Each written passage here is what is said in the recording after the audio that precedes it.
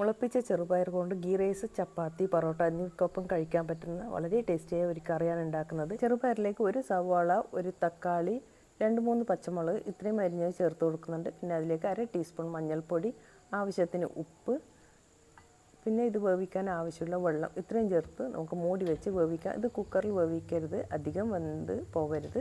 ഇനി ഒരു പാനിലോട്ട് 3 വറ്റൽമുളക്, 3 കാശ്മീരി മുളക് ഇത്രയും ചേർത്ത് നമുക്കതൊന്ന് വാട്ടി മാറ്റി വയ്ക്കണം. ഇനി ഇതേ പാനിലോട്ട് 1 ടേബിൾ സ്പൂൺ മല്ലി, 2 വെളുത്തുള്ളി അല്ലി, 1/2 ടീസ്പൂൺ പെരിഞ്ജീരകം ഇത്രയും ചേർത്ത് ഒന്ന് വറുത്തെടുക്കാം.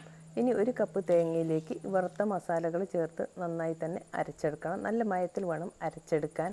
ഇപ്പം നമ്മളുടെ ചെറുപയർ നന്നായി വെന്തിട്ടൊക്കെ ഉണ്ട്, അധികം വെന്ത് ഉടഞ്ഞ് പോകരുത്. ഇനി ഇതിലേക്ക് നമ്മൾ അരച്ച് വെച്ചിരിക്കുന്ന മസാലകൾ ചേർത്ത് കൊടുക്കാം. പിന്നെ ആവശ്യത്തിന് വെള്ളവും കൂടി ചേർത്ത് നന്നായി ഒന്ന് തിളപ്പിച്ചെടുക്കണം.